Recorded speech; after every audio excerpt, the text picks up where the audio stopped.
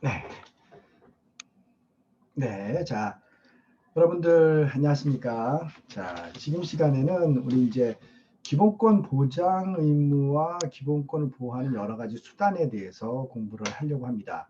이미 여러분들 저와 함께 배웠던 바와 같이 과잉금지 원칙, 우리 37조 2항에 의한 일반적인 법률 요구에 의해서 우리는 기본권을 또 공공복리 등의 이 세 가지 이유로 어, 우리 합리적으로 조정하는 여러 가지 방법에 대해서도 검토를 했습니다.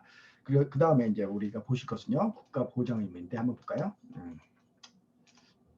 자, 보시면은 자, 국가가 기본권을 보장하는 의무를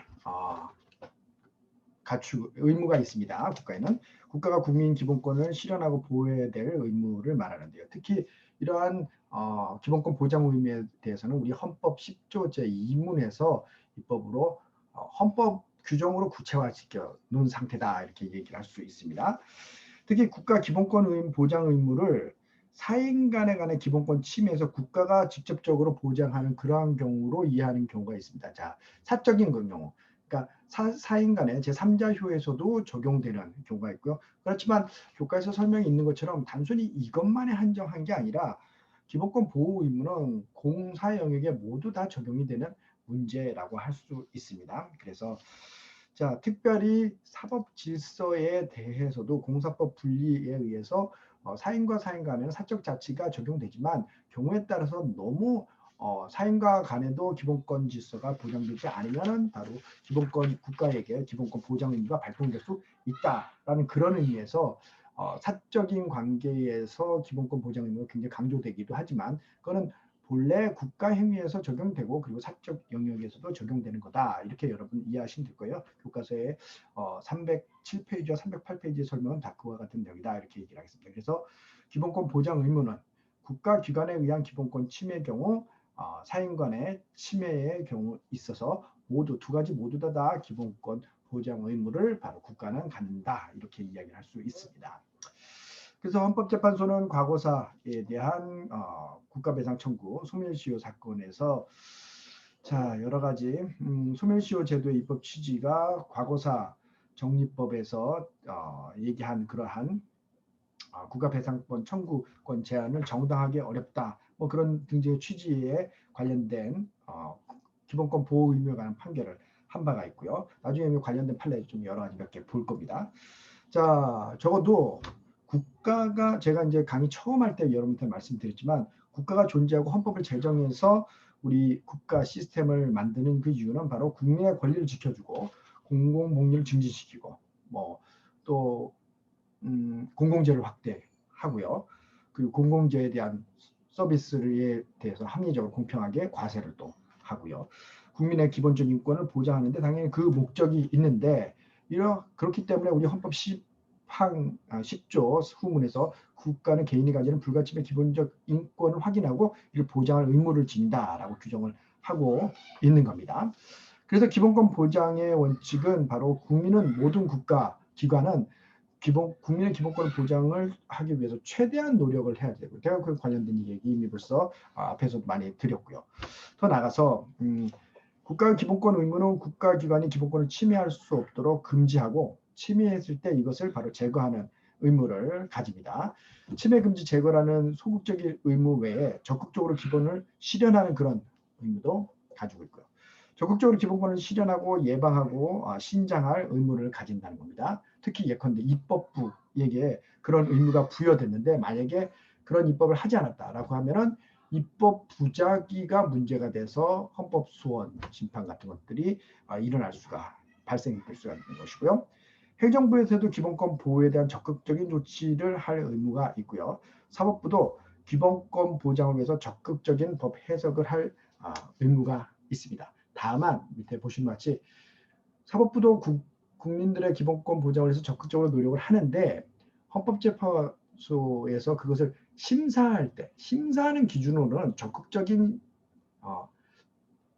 보호의 그 자세와 달리 심사 기준으로서는 과소 보호 금지 원칙이라는 것을 적용합니다. 그래도 적어도 적절하고 효율적인 최소한의 보호를 했는지 여부를 심사하는 그런 판단 기준으로 판단한단 말입니다. 만약에 헌법재판소가 그것을 재판 규범으로서 이해를 할 때도 최대한 보호를 원칙으로 한다라고 하면은 대부분 국가의 한 행위가 기본권 보호의 최고치, 그죠? 최고치를 실현하지 못한다라고 위헌을 결정할 수도 있을 겁니다. 그렇게 되면은 굉장히 입법부나 행정부가 하는 이 업무는 굉장히 여러 가지 어려움에 봉착할 수 있어요. 그래서 최소한 이 정도 이상은 보장을 해야 되는데 그것보다도 보호를 못했다고 하면은 비로소 위헌으로 결정하는 과소보호 금지 원칙을 바로 재판규범 원칙으로서 인정하고 있다, 이렇게 이해를 하겠습니다.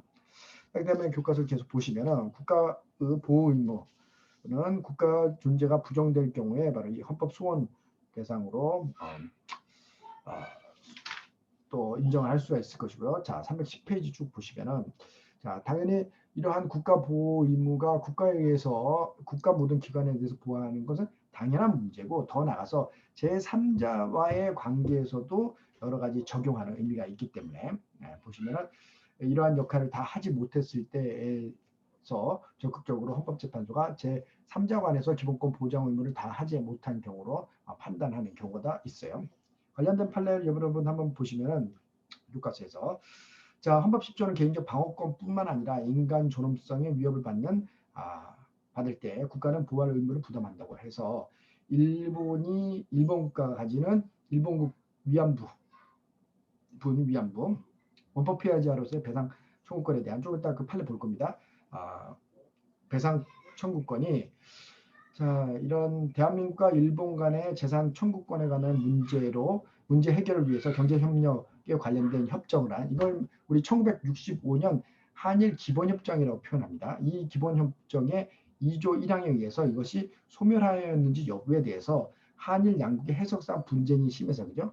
지금 이 1965년에 그 한일 협정에서 모든 청구권은 소멸한다라고 하고 여러 가지 다른 규정이 있는데, 이 소멸하는 것에 대해서 일본군은 그래서 일본의 입장에서는 이 한일 관계의 모든 청구권 문제 해결됐다라는 입장이고, 우리나라는 청구권에 관한 것이고요. 기타 여러 가지 손해배상이라든가 이러한 불법행위, 또 위자료 청구 같은 것은 여전히 존재한다. 그리고 밑에 그것을 해결할 수 있는 여러 가지 절차가 있기 때문에 그런 것이 남겨있다, 이런 입장을 취하고 있습니다. 그래서 이러한 그 해석 분쟁, 조약의 흔히 말해서 해석 간에 지금 차이가 있는 거죠.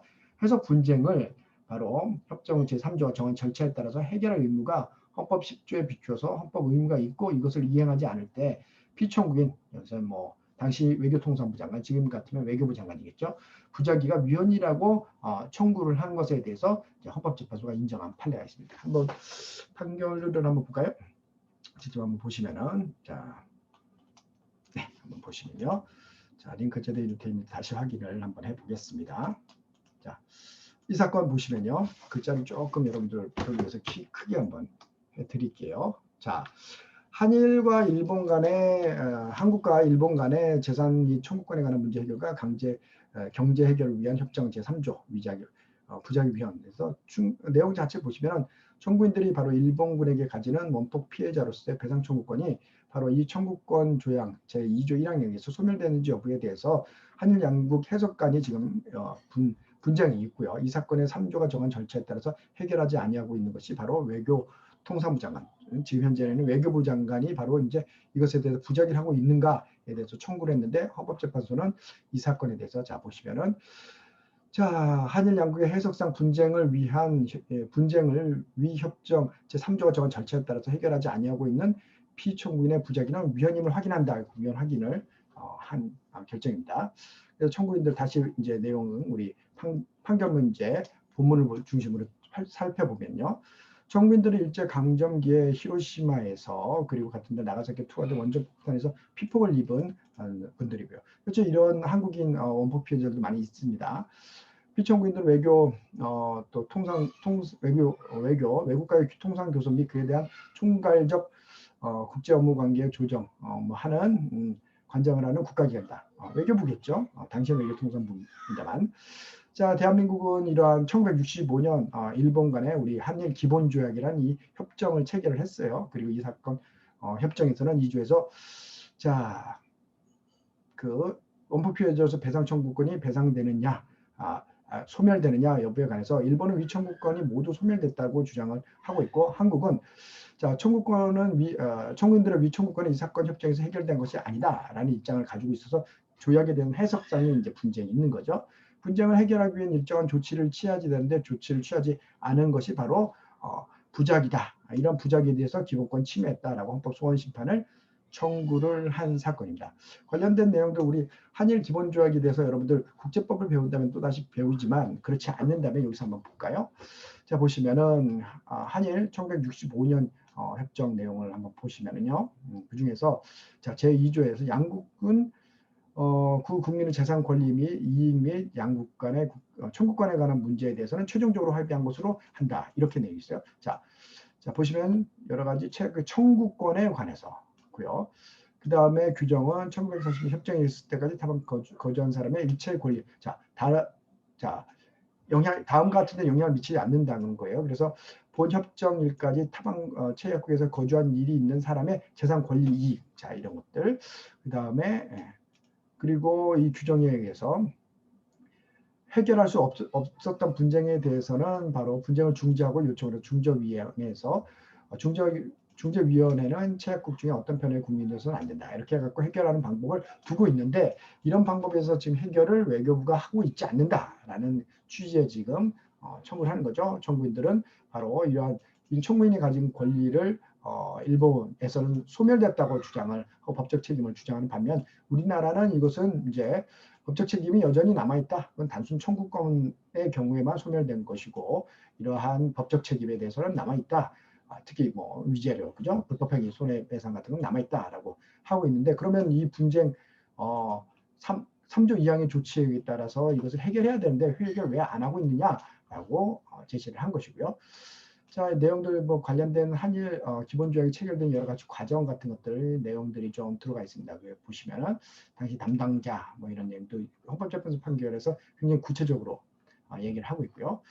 결론적으로 봤을 때, 자, 공권력의 주체에게 일정한 자기 의무가 있다라고 하면은 그것이 이제 규범적으로 인정된다면은 그것이 만약에 다 하지 않았으면 부작위에 의한 바로 위헌이 문제가 되겠죠.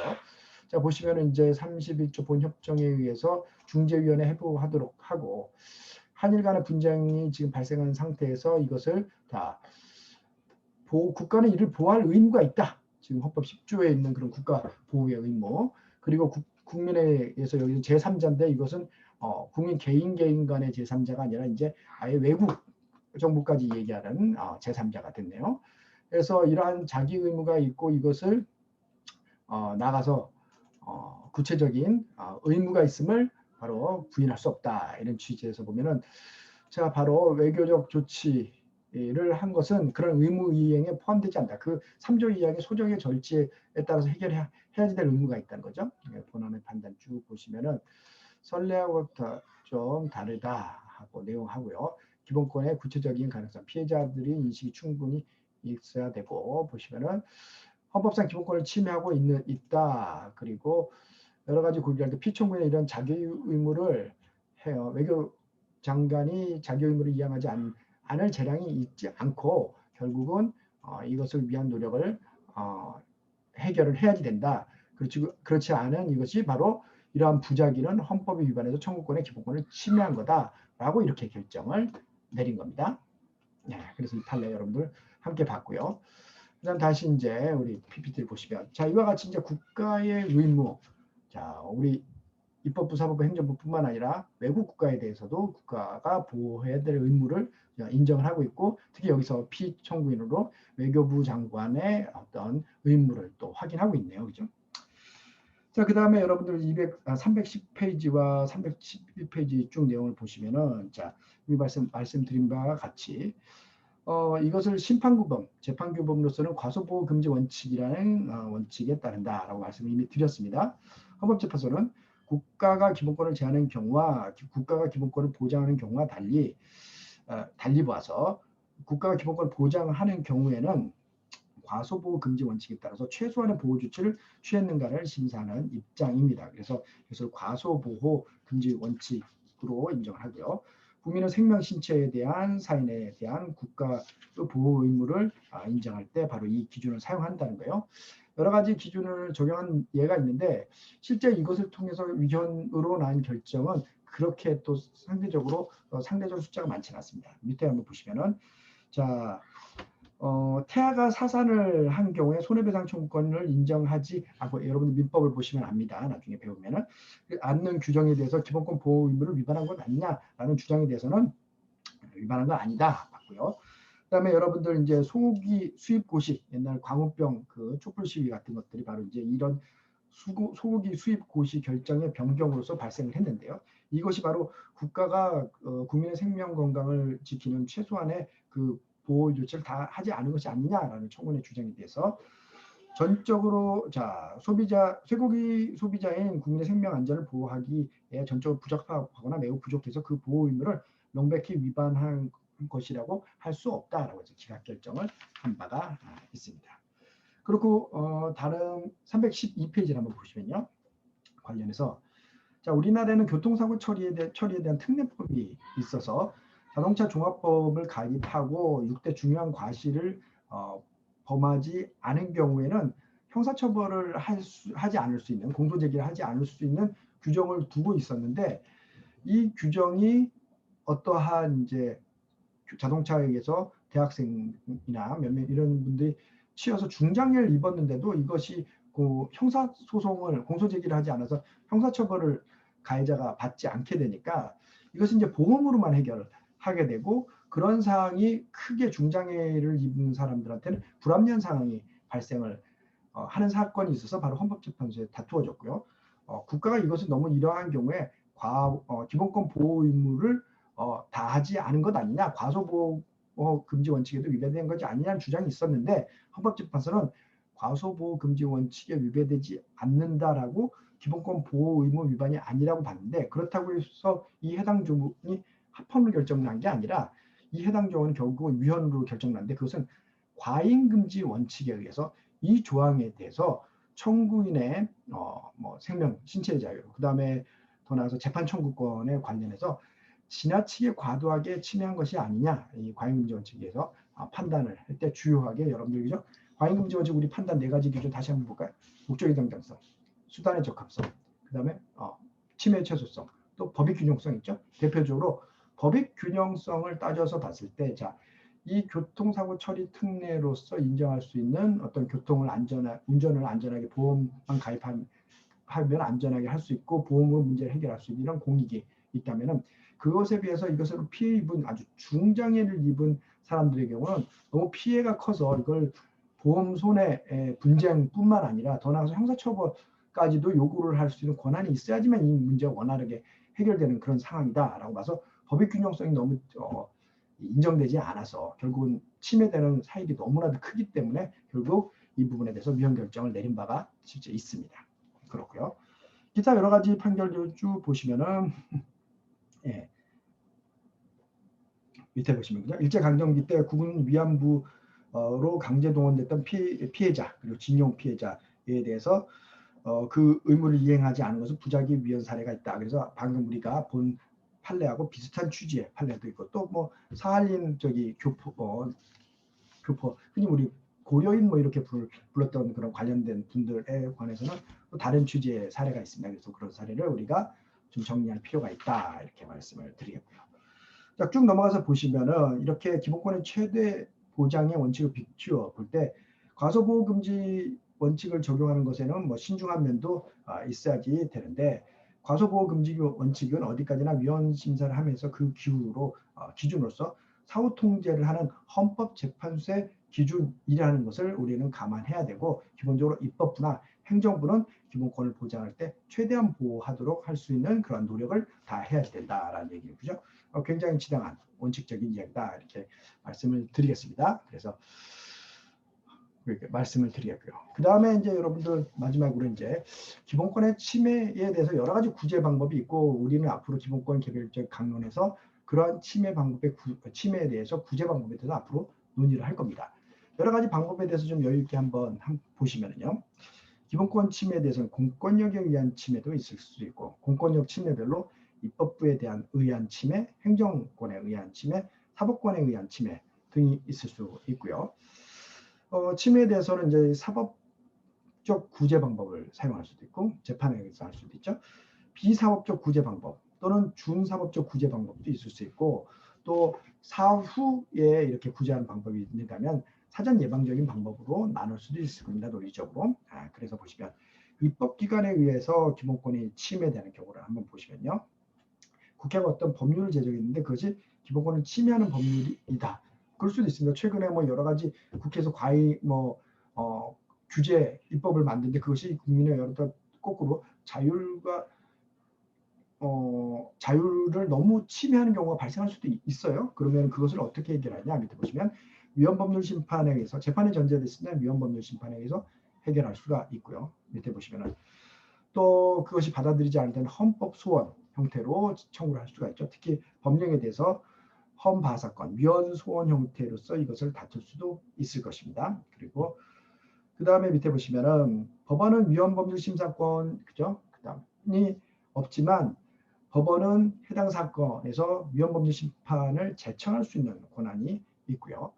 기타 여러분들 국가기관에 모두 다 국민들은 청원할 수 있는 권리가 있습니다. 그래서 최근에 그 청원한 권리를 더 디지털로 활성화하는 제도로 여러분들 청와대 청원제도도 있고 국회 청원제도도 있습니다. 입법을 개선하는 걸 요구를 하려면 국회 청원제도도 상당히 많이 국민들이 좀 활용했으면 하는 개인적인 생각이 있습니다.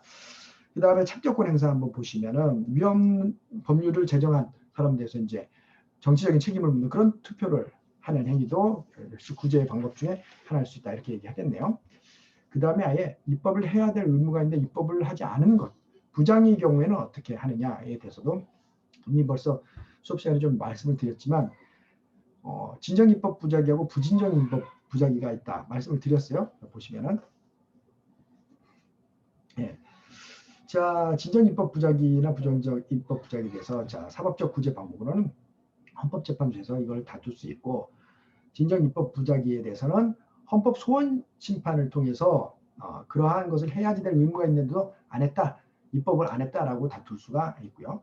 이미 벌써 완벽하지 않지만 법은 만들어졌지만 그것이 바로 입법 의무를 다하지 못한 부진정 입법 부작위에 대해서는 불완전하거나 법률이 일부 존재하기 때문에 존재하는 법률에 대해서 위헌법률 심판이나 헌법 소원 심판, 법령 소원 심판 같은 것을 전부 다 인정할 수 있습니다. 네, 그렇고요.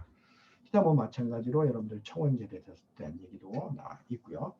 사전적 예방 절차로서는 법을 만들 때 공청회, 입법 예고 같은 걸 하죠. 이럴 때 여러 가지 의견을 제시해서 기본권이 침해되지 않도록 하는 그런 방법이 있고 생각보다 요새 시민단체나 여러분들 국민들이 이러한 공청회나 이런 데서 자신들의 의견을 내는 그런 경우가 상당히 많이 있다. 말씀드리겠어요. 기본 법률안 제의 요구, 국회에서 입법된 법률에 대해서 대통령이 이것을 비토권을 행사하는 법률안 제의 요구 권한도 있고요. 입법에 대한 청원도 뭐 여러 가지 이런 사전 예방 방법이 될 수 있다라고 하는 것이고요. 행정부에 의한 기본권 침해 한번 보시면은 자, 행정부가 의해서 기본권이 침해되면은 뭐 사법적인 방법, 행정소송을 할 수도 있고요. 행정기관의 내부적으로 행정심판이라는 절차를 통해서 해결할 수도 있습니다. 그 다음에 자 헌법 재판소에서 헌법 소원 심판을 의해서 해결하는 방법도 있고요. 각종 청원이나 민원을 통해서 해결하는 방법이 있습니다. 여러분 뭐 상당히 공무원들이 많이 하는 일 중에 하나가 바로 국민들의 시민들의 민원을 받아서 그것을 해결하는 역할도 있다 이렇게 얘기하겠고요. 손해보전제도로서 국가배상제도 그리고 손실보상제도를 통해서 해결하는 방법도 있습니다. 주로 행정법에서도 여러분들 많이 배우게 될 것이고요. 국회에 의한 국정감사나 국정조사를 통해서 문제를 해결하는 방법도 있고 또 이미 벌써 말씀드렸지만 국가인권위원회를 통해서 기본권 침해의 경우 해결하는 방법도 있고 국민권익위원회를 통해서 이것을 해결하는 방법도 있습니다.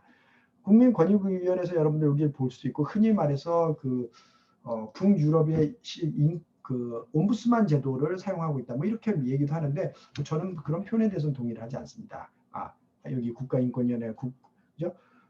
이거 국가인권위원회가 있고 또 별개로 이제 국민권익위원회가 있는 거예요. 국무총리실에 있고 여러분 세종시에 들어가면 세종시 입구 법에서 바로 볼 수 있는 기관인데 흔히 말해서 북유럽의 옴부스만 제도를 뭐 채용한 거다라고 얘기하는데 옴부스만 제도는 기본적으로 북유럽의 의회 소속의 기관으로서 바로 행정부의 여러 어떤 부정부패에 대해서 감시하는 그런 기관이에요. 그렇기 때문에 행정부 내 국무총리 산하에 있는 국민권익위는 그러한 취지의 기관이라고 하기는 좀 힘들지만 아직 행정심판 기능이라든가 또 여러분들 최근에 소위 김영란법이라고는 부정청탁 금지법 같은 것이 이제 관할 기관으로 그러한 역할을 또 하고 있다 이렇게 얘기를 하겠습니다. 밑에 보시면은 소극적 행정작용에 대해서 행정청이 작용이 없는 부작위의 경우에도 행정소송을 할 수도 있죠. 헌법재판소의 헌법소원으로 입법부작위, 행정부작위에 대해서 위헌을 다툴 수가 있죠. 청원, 민원을 통해서 다툴 수가 있고 반복적으로죠. 국민권익위, 국가인권위 기본권 침해에 대해서는 다툴 수 있다. 국정감사조사 제도를 통해서 문제를 해결할 수 있다 이렇게 얘기할 수 있겠고요. 밑에 보시면 청문 절차, 그 다음에 행정절차법에서 청문제도 외에서 처분의 사전 공지, 공청회, 입법 예고, 행정 예고, 이유 부기 제도를 통해서 이러한 문제를 사전에 예방할 수 있도록 하는 그런 절차도 두고 있다 이렇게 얘기하겠네요. 그 다음 보시면 사법권에 의한 침해는 기본적으로 사법 1심, 2심, 3심 최소한 우리는 무조건 2심은 보장됩니다. 그래서 이러한 심급제에 의해서 해결하는 방법 상소제도가 있고요. 그 다음에 요새 뭐 여러분들 언론에서 가끔 많이 나오는 것처럼 아예 모든 심급이 다 끝났는데도 불구하고 새로운 완전히 증거를 통해서 재심이 이루어지는 경우가 있습니다. 그리고 비상상고 제도가 있고요. 다만 이러한 법원의 재판 중에서 법원의 재판도 여러분들 재심 사건이라든가 이런 걸 통해서 봤을 때 법원의 재판도 기본권을 보장하는 그런 취지가 있고 분쟁 해결하는 취지가 있지만 그것이 오히려 잘못 판단돼서 기본권을 침해한 사례가 분명히 존재한다는 것은 우리가 사실 이미 알고 있습니다. 그런데 또 불구하고 이러한 재판의 기본권을 침해하는 경우에 헌법소원 심판을 할 수 없도록 지금 해놨어요. 법원의 헌법소원 심판의 대상 중에서 법원의 재판을 제외한다고 되기 때문에 그것이 지금 문제가 있고 그것을 인정하는 것이 바로 이러한 기본권 보장의 흠결된 영역을 회복하는 것이다 이렇게 얘기를 할 수 있겠네요. 독일에서는 재판에 대해서도 헌법소원 심판 인정합니다. 자, 그 다음에 재판 외에 법원의 작용에 대해서나 뭐 행정 이런 것에 대해서도 대법원 규칙에 대해서도 헌법소원 인정한 바가 있다 보시면 되고요. 기타 사인에 의한 또 기본권 침해가 발생 당연히 하겠죠. 그런 것에 대해서 여러분들 이미 벌써 우리는 사법 시스템을 갖추어 놓고 있으니까 고소, 본인이 피해보면 고소하는 겁니다. 그리고 타인의 경우는 고발, 이런 것 같은 그 다음에 행정재판을 할 수가 있고요. 피해자인 사람은 고소를, 피해자가 아닌 사람은 고발을 검찰에서 수사를 개시하고 그 결과 공소 제기가 되면은 법원의 재판을 받도록 해서 재판 청구권을 행사하고 뭐 재판 절차에서 진술권 같은 것을 바로 행사할 수 있는 거죠. 그다음에 재판 손해배상을 청구를 할 수 있어서 재산권이나 인격권에 대해서 침해가 발생한 경우 민사소송을 통해서 권리 회복을 할 수 있는 그러한 제도를 인정하고 있고요. 그다음에 더 나아가서 이제 범죄 피해자 구조 청구권을 인정하고 있습니다. 그래서 타인의 범죄에 의해서 생명신체에 대해서 피해를 받은 국민들은 법률이 정하는 바에 따라서 국가 구조를 받을 수 있도록 시스템을 지금 가지고 있습니다. 그렇고요.